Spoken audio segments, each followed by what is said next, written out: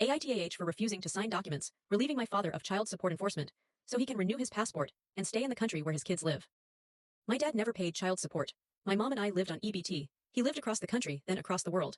I've met him fewer than 10 times in my life. When I was 16-17, he called then visited for the first time since I was 10. He asked my mom and me to sign paperwork suspending child support enforcement so he could renew his passport and return to the country where he was working.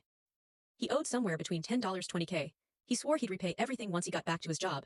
I didn't believe him for a second, but it was genuinely nice seeing him. We were weirdly alike in a way my mom and I never were. Despite my resentment, I wanted some kind of relationship with him. So I signed, and I never saw him again. That was 10 years ago. Now he's back in my inbox because his passport is expiring again, and he needs me to sign the same documents. Here's the thing, he has 2 kids in this other country, ages 6 and 8. If he can't renew his passport, he has to leave them behind with their mother. I know exactly what that feels like, and I genuinely don't want to do that to them. But I also don't want to sign a single thing for this guy.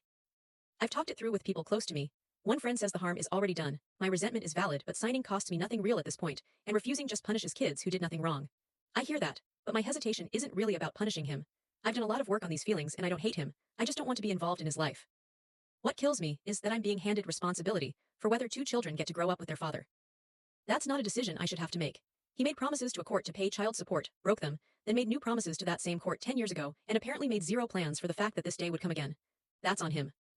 I told him, my ideal situation is addressing this directly with the court, so I can make clear I want no part of this arrangement. Short of that, I'll consider signing depending on what exactly the documents say. But I need you to understand. Under no circumstances will I be doing this again in 10 years. So AITAH.